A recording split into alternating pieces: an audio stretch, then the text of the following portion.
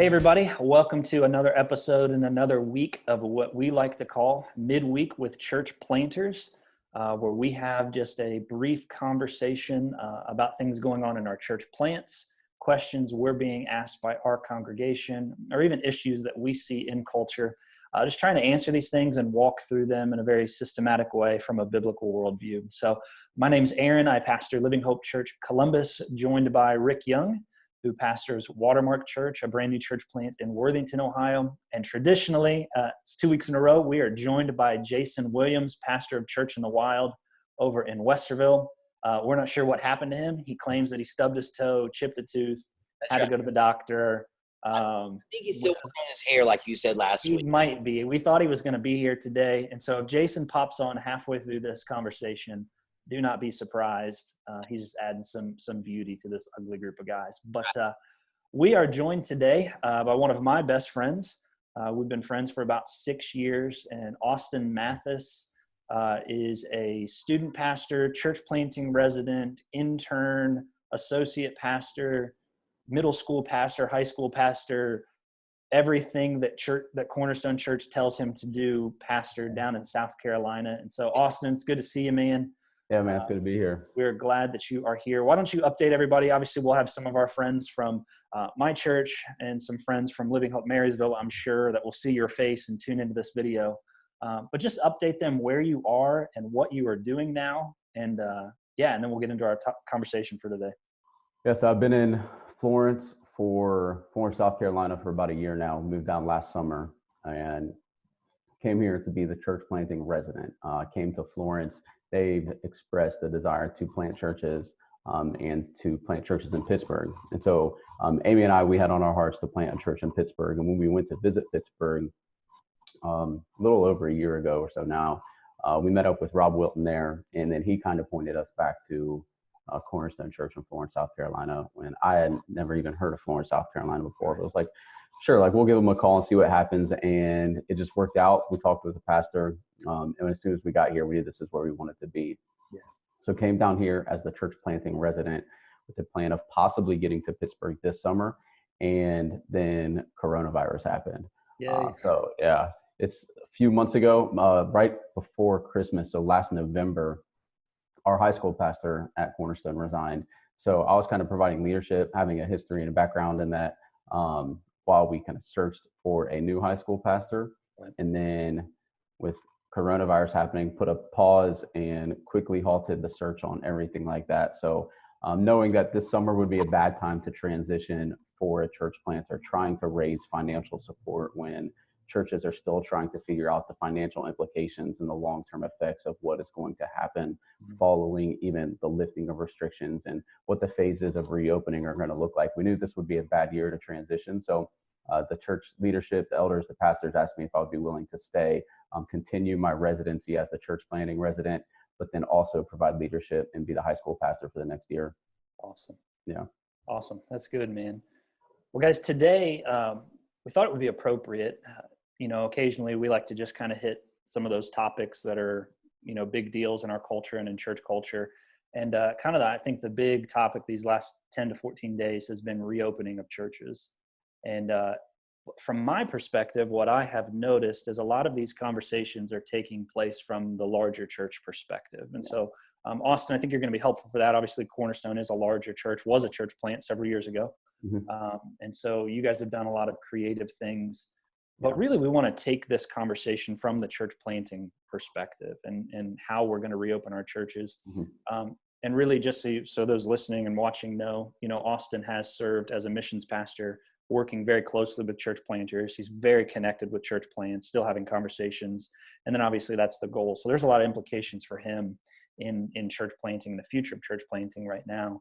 But guys, I just want to take this from a church planting perspective, and we can kind of talk through what we're thinking at our churches, maybe what you're hearing from some of these other guys as far as opening our church plants up. But really, for those of you listening, the reason we wanted to have a conversation from this perspective is we truly believe that if we do this wrong, this could harm church planting, and this could really impact our churches in a negative fashion. We don't have gigantic church plants. Each of our church planters, and Jason, if he was here too, we run about 100 or less. in our churches. And so the implications behind how we reopen, when we reopen, and why we do it are big for us. And so we want to do this right. But maybe let's just take like a minute or two and talk through like what good has come out of coronavirus for our church plants. Obviously we want to gather in person, but we don't want to underscore the fact that God has been moving significantly in this season. And I don't want to lose that. I don't want to lose that at Living Hope. So Rick, why don't you start off, man? What's going good at Watermark, and like even pre-reopening, like what do we got that's going good, and what has God done there? It's first of all, Austin, are you drinking out of a Liberty University cup? Yes, look at there. Wow. Baby. Rick, are you a Liberty grad? Yeah. So I didn't know that. I am too. Yeah. Hey, Jerry Jr., if you're watching this, we need free tuition for some master's and doctorate degrees in this little triangle. Yeah, and some church plant money. We know you got it. That's right. So, well, here's Aaron. It is interesting because as you talk about this topic, before launching, because we launched January 12th and then met 7 weeks and then we stopped because of coronavirus. Right. And so, but here's the two things I think that has been happening with Watermark. Number one, we've been able to really, we're refocus, not necessarily refocus, but man, we are honing in on, this is our vision. Yeah. And this is what God's called us to do. I told our people that God's writing the story. It just looks different than what we thought it would be written, and so, but God's opened the door for us to help at Worthington Food Pantry. So we've been serving there. I know, Aaron, you guys do a lot with that ministry, not necessarily that ministry, but ministry near your church there. Right. I'm sure you'll talk about, but so we've been doing a lot of serving in our community. And then here's the second thing. I know it sounds weird, but God has shown us that we've got to have a bigger presence online. When you're a church plant that start, you don't have the finances, other stuff like that to be able to do that. So we've had to get creative with our iPhones and, cameras. And I told someone the other day, I'm not a video editor, but I'm becoming a video editor, through this. And so, but it's just has shown us that even when we come back, and I know we'll talk about that here in a second, we still had to have that presence online, because it's amazing what you see. And of course you got to figure out how long people watch it, minutes wise, how many people, other stuff like that. I mean, I saw a guy that he's a church plant, and he said, man, they had 5,000 people on a Sunday. And I'm like, okay, wait a minute, so I want to be honest about that. But I mean, like the other day on our website, it showed that 5 people from Mexico watched our service. Wow. 14 people from Canada. And you say, well, who are they? I don't know. Yeah. But it just shows me that our online presence, we got to keep that going, if that makes sense, So I know this sounds terrible when I say this, but, because I know some churches and pastors are dealing with not necessarily depression, but they're struggling with all that's happening. Yeah. But through this, man, it really has to, and I'm not saying it's because maybe Rick's some spiritual giant or whatever, but God has really shown us that, man, he really is in control. Yeah. And you're right about when we reopen and so that we got to do it the right way, because we're still small enough that if we do make the wrong decision, it could affect us, to where maybe we don't, I don't know, Yeah. But that's kind of what's going on with Watermark. I mean, we're excited. Our people that were with us before we couldn't start meeting, they're still with us. They're excited and so that, and we'll talk here in a minute about what happened this past Sunday. But man, so those kind of things that's happening with us. Good. Hey, if those folks watching in Mexico, if you find out they're near the beach and you want to start a Mexico campus, I will gladly go and be Watermark Mexico church planting pastor, whatever you want to call me there. So, go baby, here we come. Yeah, that's right. Well, hey, Austin, why don't you talk through it? I know Cornerstone is a larger church, and I know you obviously probably have a pulse on church planting in Pittsburgh, being that that's the goal. Yeah. What are you seeing positive coming out of really both of those arenas? And let's just celebrate for a second. I think that's important. So I'll offer what I can. I'm probably the most unqualified person to have this conversation with. Between you two have already planted churches and are kind of modeling church planting right now for at least Ohio, if not all of NAM. And then kind of follow up from last week with the legend, Jeremy Westbrook. Jeremy Westbrook. Yeah. Yeah. So I don't know how I got invited to this, but I'll say what I can, at least my thoughts, if they mean anything. Yeah. Yeah. So I think when it comes to the future of church planting, especially what we've done right now, what I've kind of been working through as we plan and prepare to plant, because again, just a couple months ago, we were thinking we were going to be in Pittsburgh this summer. So we were planning and preparing pretty heavily for that. I think the biggest shift that I've seen is where my vision and where my strategy was vague and there was a little bit of ambiguity. That's no longer acceptable. And what I mean in that is what you're seeing now is I think you're going to see a shift even coming out of this in the way that people commit and spend their time. Amy and I, my wife and I, we've even been talking about that a lot, about even just shift back to what old normal was, like how difficult that might be because we're so used to the family time now. And then I was speaking with an elder at my church. He's actually a president at the university here in town. And he said, we were just talking about the way kind of the economy and everything's are changing. And my wife, she's in finances. She's actually going back to school right now to finish her finance degree. So she pays attention to this. And one thing that was kind of interesting that came out of this was people's savings accounts have been growing. So rather than spending money and going out and doing things in the midst of quarantine or even just paying bills, we've seen highest amount of savings accounts, highest value of savings accounts that we've seen in, I don't know history, but recent history. And I think what that's showing us is that you can tell what people value by how they spend their time and how they spend their money. That's good.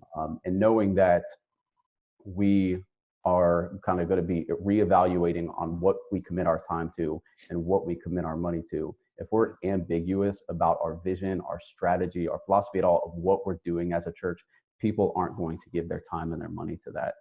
So if we cannot cast a compelling vision, if we don't know what God has called us to, and we can't tell people what God has called us to and what we're going to do as a church, then we shouldn't be, we at this point, we really should have never expected them to give it. And at this point, we can't go forward expecting people to give their time and money to that.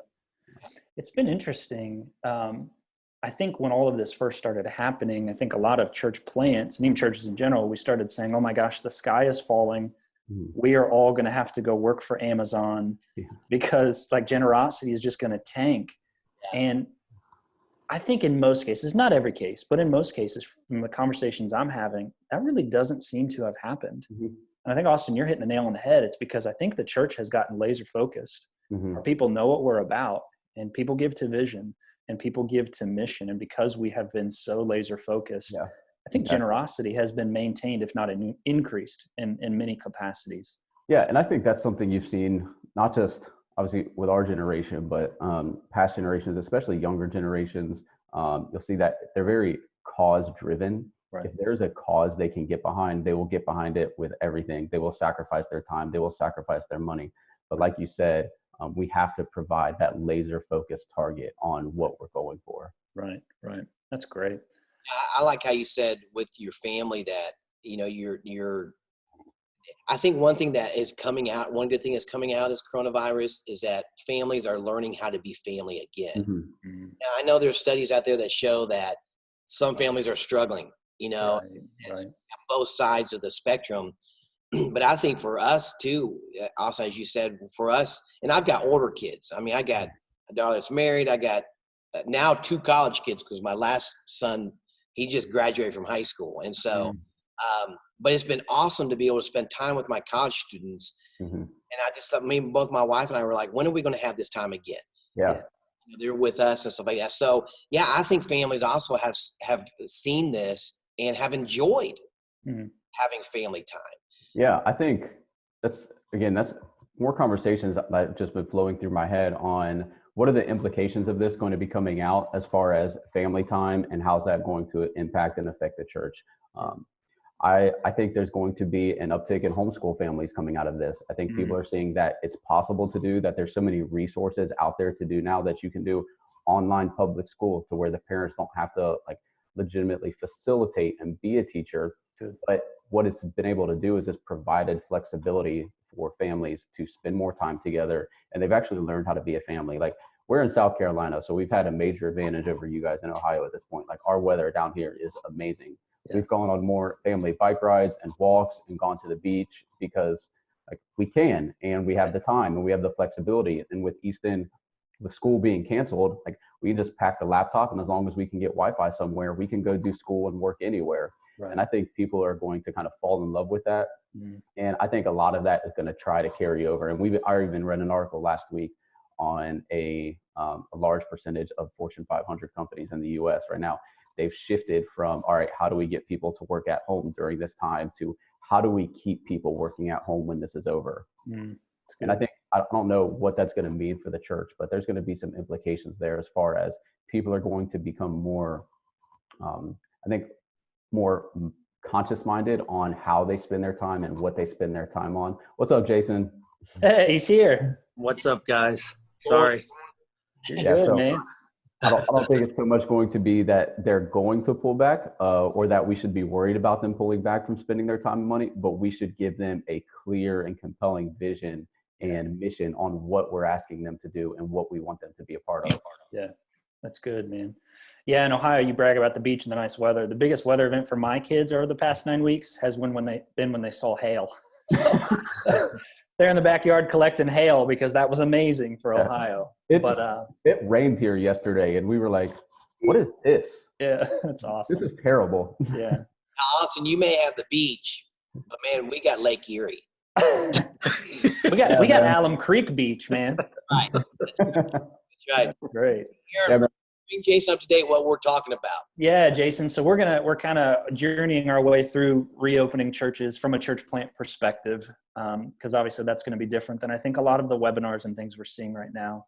And for us, the implications are huge. But right now we're just taking a moment and saying, hey, obviously we want to regather with our churches, and that's important and that's pivotal. That's biblical. We need to do that. But we don't want to miss and undercut what God has done in this season through our churches, right? This has been I believe, one of the greatest 8 to 9 weeks in the history of the church. And I don't want to just set that to the side and say, okay, now we're going to go back to normal. Mm-hmm. So we're just taking a moment just to celebrate, what has Jesus done in your church that you're like, man, I want this to be an altar, right? That we're looking back on and building from as we move forward in our congregation. And so, man, is there anything quick you'd want to share about Church in the Wild? Yeah. I mean, we've had I think our third family join. We'll have a couple people get baptized when we reopen. Awesome. And they were able to, a lot of our people were able to think through joining and then think through baptism simply because they had time, honestly. And so I think there was a lot of people who had more time than they had in the past who were able to make some really important faith decisions. So good stuff. Yeah. And I think too, guys, and if you'd have asked me 6 months ago, like I was anti-digital church. I hated it. You can ask, like when my media guy showed up to our church and he wanted to get the live streaming going with all the cameras and all that kind of junk, I was like, I'm not a fan.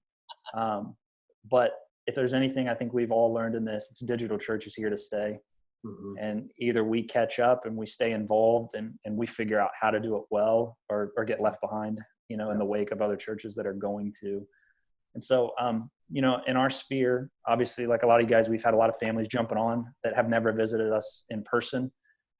We've actually identified families in South Dakota, Michigan, there you go, Austin, and Florida, like that we know their names, we know where they live, and we know they're tuning in every week.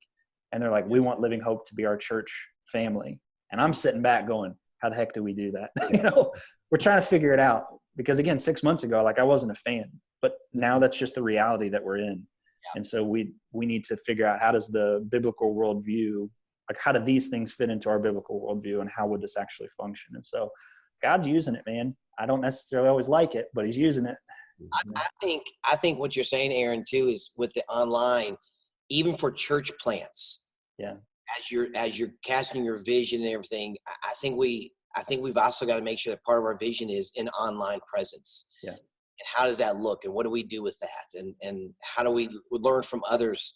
And what's the best way to do it? So, I mean, I've learned a ton from just you and Jason with online stuff and other people too, but it definitely is something that we have to, it has to be part of the conversation. It just, so with that. Now, Living Hope though, because I know you guys have been doing some different stuff during this time. Yeah.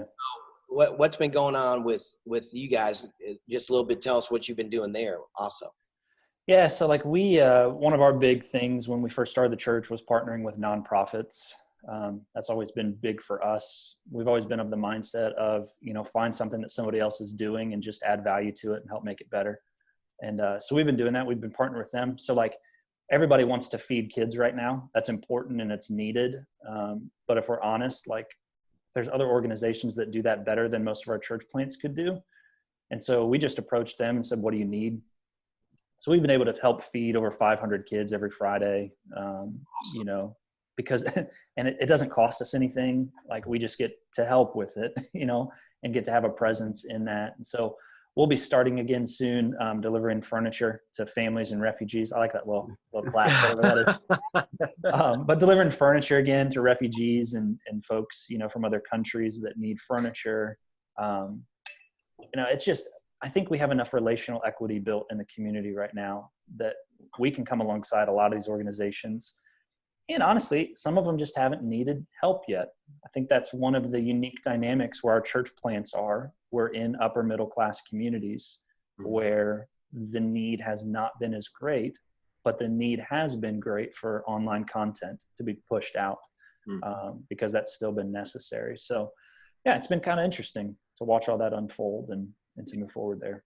That's great stuff. So, Hey, so I know we wanted to talk about reopenings as far as a church plant's view. Yep.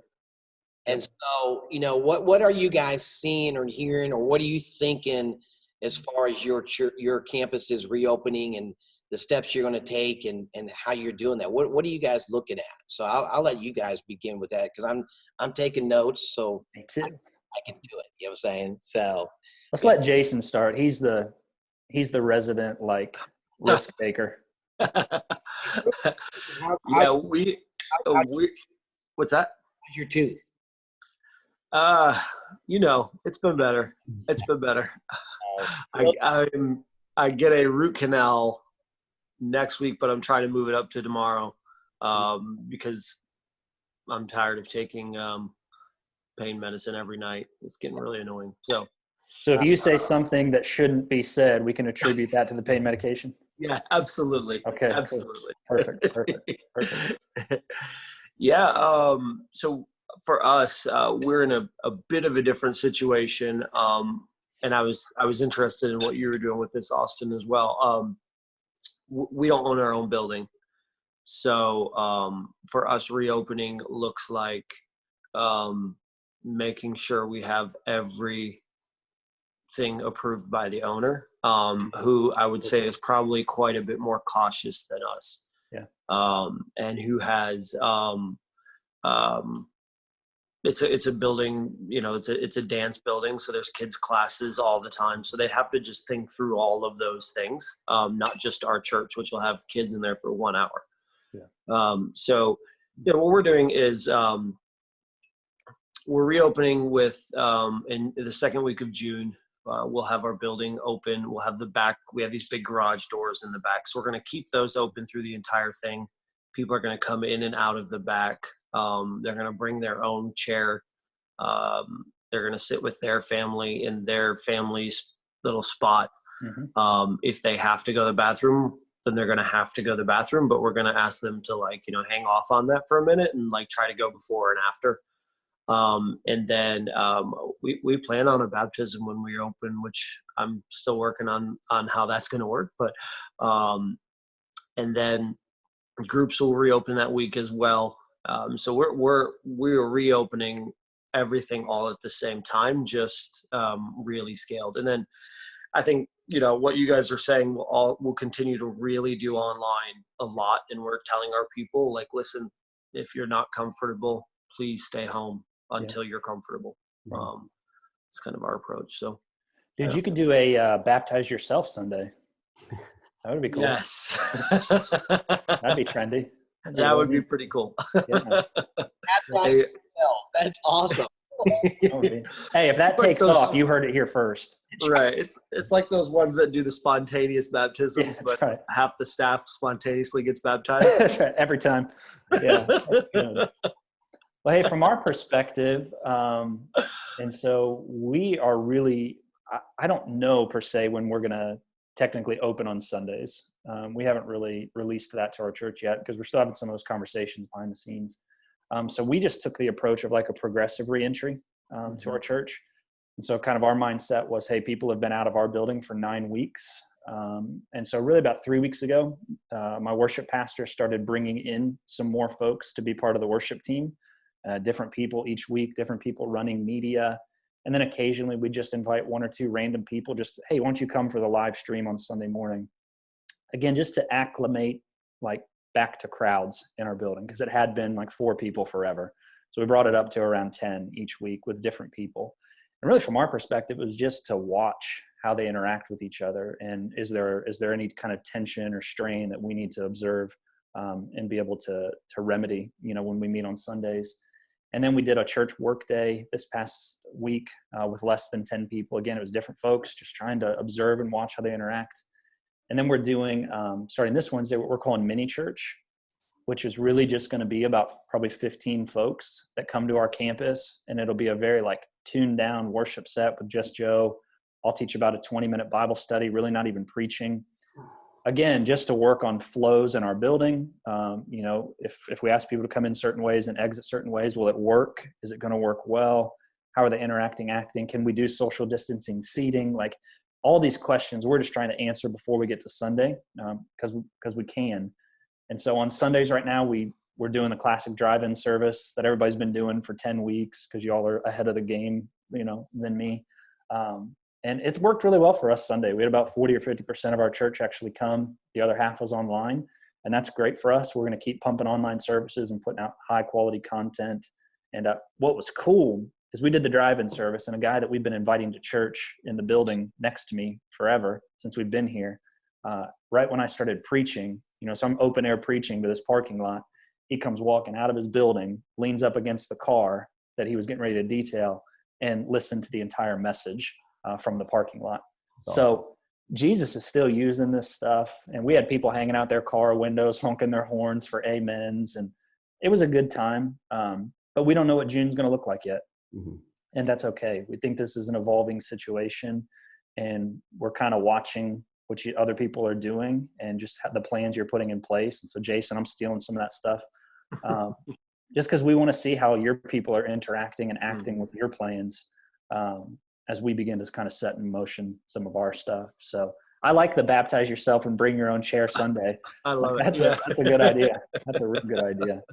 Awesome. What are you guys doing? Because I'll go after Austin, but because you got different. What I love about this is you got different perspectives. You got Jason who doesn't own his own building, and Aaron, you are able. You don't own it, but you rent it. But you're able to do different stuff with it and everything. Right. And Austin, you're at a pretty good established church. What are you guys doing down there in South Carolina as far as reopening? Yeah, we're a large church. Obviously, Aaron said we were planted a few years ago, 17 years ago, but we're a large church in the South, basically, is what we are. It's a great church. And we obviously have kind of a different set and kind of things that we're looking for as we open compared to church plants where you guys are a little more mobile and maybe not have your own spaces and things like that, where we don't have to answer to a tenant or a landlord or anything like that. So we have been, last week actually was our first week having in-person services again.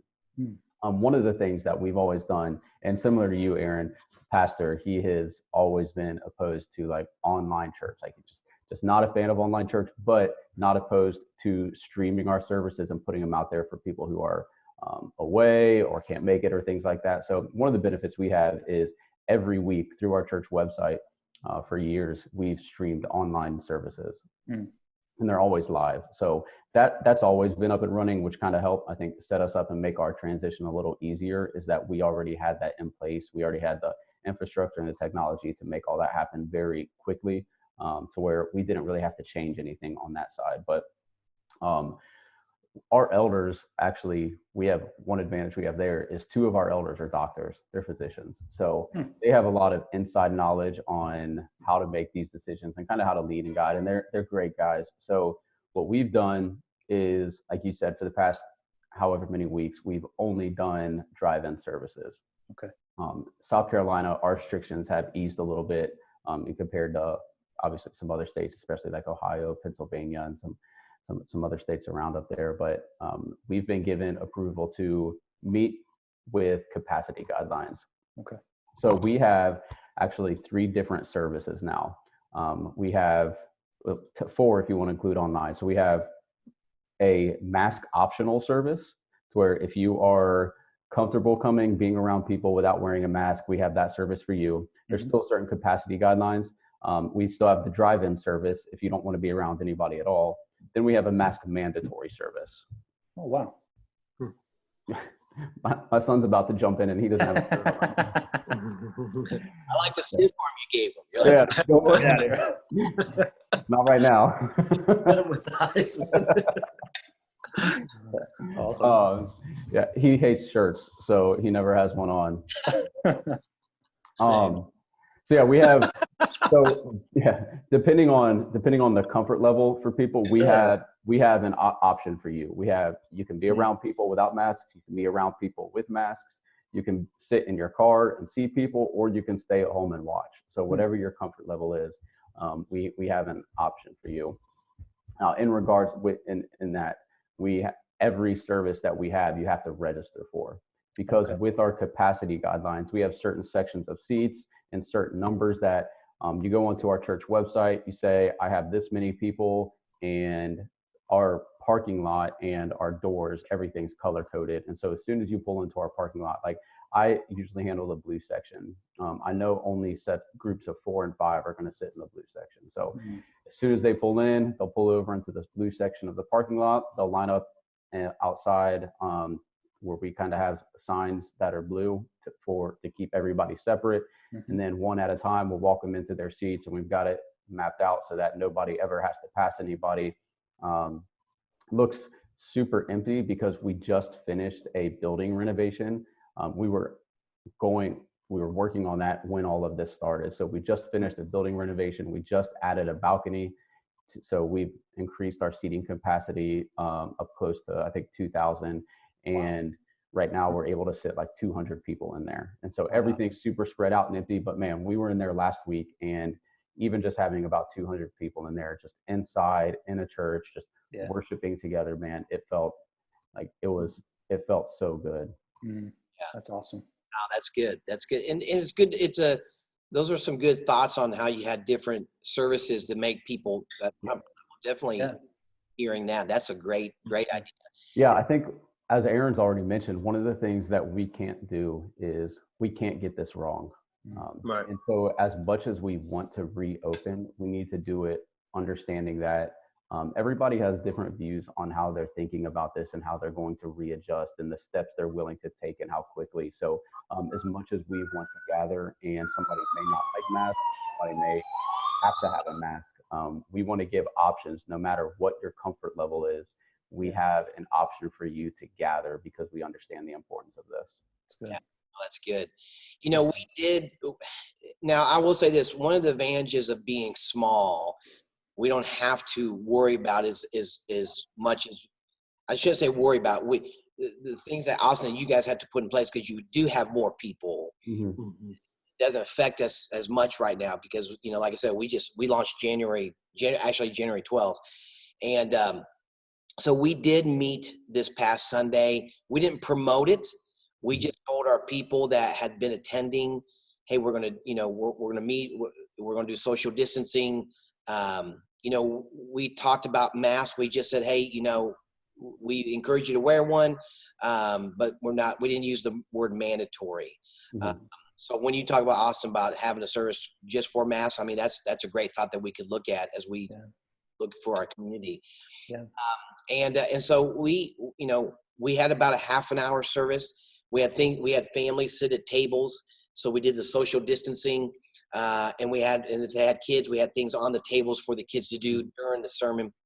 But I try to do things during my sermon to involve the kids. So like Sunday, I asked questions, and I actually asked kids questions. And so it kept them connected with us, and we didn't do it very long.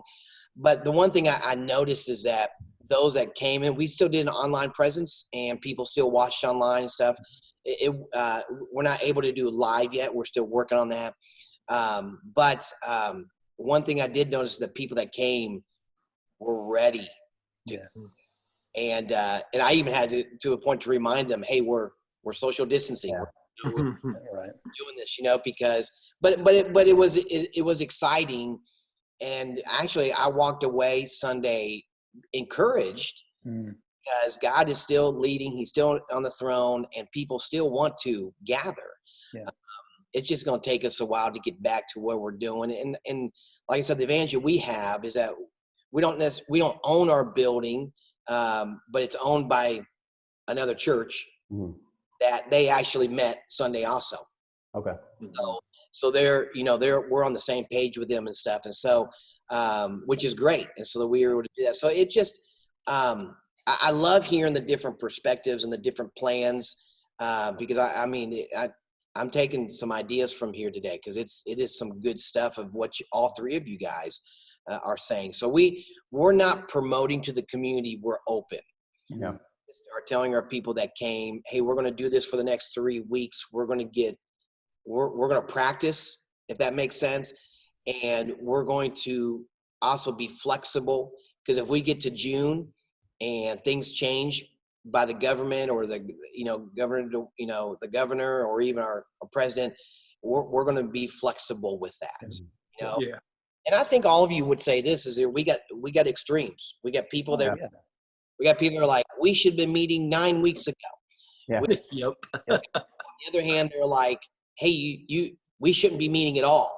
Yep. But you got to find that happy medium. And I think, Aaron, you put the best is finding what that is, so that we don't totally ruin. I mean, God's in control, but we also want to be smart. Yeah. Right. Yeah. Yeah, I think what you said is one of the things that we definitely had to stress was, hey, just remember, like we're still social distancing, so we're together. So the contact, everything you're used to doing, we have to put that off for now. But I don't know how you guys feel about this, but I would be happy if a permanent casualty of this was hugging and stuff on Sunday morning. Like, I don't like to be touched. So if that never comes back, if we come out of this and hugs are banned from church forever, I would probably be okay with that. Yeah. Yeah, I feel you, man. I'm the introverted church planter that enjoys social distancing. So even like Sunday, as we had some of our church huggers that were here in the parking lot, like I'm standing away from them like 12 feet, like, you can't touch me. Yeah, just like you just want me to give my son a stiff arm. First person to hug me at church. That's all right. Yeah. Now, one thing we did do too is we didn't pass the offering basket. We had offering. They're not buckets. They're where people can actually put their offering into. We had those. I know it sounds weird. We had 4 of those and they were all spread out. Yeah. Yeah. For drive-in services, we had an elder stand on the side of the road at our exit with a fishing net. That's awesome. That's so cool. Yeah. I mean, like you guys have said, I think we've all kind of mentioned it, that this has been one of those crazy times for the church, but it's been really good. Like our finances, again, we still trying to figure out the long-term implications, but as of right now, really haven't been affected too much. So been able to adjust as needed, but God's definitely been working through this. It's been really cool to just kind of see that readjustment, even just small readjustments on, all right, what's really important to us. Yeah. Mm-hmm. Guys, one thing I'd add to this, and then our time is running short. I think if there's one thing, and I'm hearing this kind of peripheral, I can't say that word, but you know what I mean, through what you're saying, is I think the church, we've moved away from, we were so focused on numbers and attendance for so long, right? That was the big paramount thing that we had in every conversation. And God has shifted us back to caring for our people well as shepherds. Because I am not hearing in any conversation here or in other ones that we're having, hey, that attendance is a big deal. Rather, we're sitting back and we're going, how do we care for our people well? And if that means I got to do 3 services and a parking lot service and an online service, then that's what I'm going to do because my people matter and the community matters. And I think our church members, if you're listening to this, we want you to hear that. Yeah. We want to care well for our churches in this season. And we're going to do whatever it takes to make sure that happens. So, well, guys, you want to add anything else? We have literally talked about 1,500 things this morning, and hopefully somebody found this helpful or hurt our hearts in all of this. But I think the whole thing through this is, and again, learning from each other. But Aaron, again, you hit the nail on the head. It's loving our people. I mean, the greatest commandment is love God, love people. And I think this is helping us to see, you're right, back to the main thing, and that's loving God and loving people through this process, and and being okay with that, in that aspect. So, no, that would be the last thing I'd say. Yeah, I really am excited to see the shift as Amy and I, and I'm sure you guys have talked with your families, like we've really loved and tried to take advantage of this family time we're getting now, to where when all of this is over, we're thinking about and remembering how busy and hectic our schedules were. We're like, okay, like what can we cut? Because we really don't want to go back to that. And I think that same mentality as just like your personal family is really going to carry over into the church. Like, okay, how much were we involved in that really wasn't serving our mission, and what can we do? What can we pull back from to just focus on going forward to what we're actually supposed to be doing? Yeah, it's good. It's good. Yeah, just to kind of probably, I guess, agree with everything. I think this is revealed to us and to churches all over, like what you're focused on, and it may have helped some people refocus on what was important. And then I say, with all of the planning, all of those things, what I love about you guys, your church, and Austin, I don't know you as well, but I can feel that as well, is that we love our people. We want to do what's best for them. So, yeah. As the last thing that I'll add, I had somebody Sunday at our drive-in service ask me, I said, Aaron, how you doing? And I said, 2 things. I'm exhausted and I'm invigorated. Yeah. And I hope our people, as you're watching this, you hear that from Church in the Wild, Cornerstone, and Watermark and Living Hope. This season has made pastors tired because we've had to pivot so hard, so fast, and feel like we're doing a lot more, which is great. Praise Jesus for that. People are being reached with the gospel. But if there's one thing I've learned about church planters, is we function best under stress. Right? When somebody tells us we can't do something, we're going to figure out how to do it. And when they say it won't work, we're going to say, hey, watch us. We're going to show you. This is going to be amazing. And we're not afraid to fall forward at the same time. And so I think, speaking from the plant perspective, I think we're going to see some of the most creativity that we've yet to see over these next few months as we head into the summer, as tents are going to be thrown up in open fields. Yep. And we've got parking lot services running live streams into worship centers. And I think it's going to be amazing as we see this all play out. So appreciate you 3 and what you mean to me, and your creativity and your love for the church. So guys, we better wrap this up. So thank you so much for tuning in to this week's Midweek with Church Planters. We hope this was helpful for you. You got to see the ADHD of the heart of church planters today. And so just hope you gleaned something from this. Hope you know how much we love you as pastors, and how much we do care about you. And we hope you'll tune in next week for another edition. Have a great rest of your day. Yeah.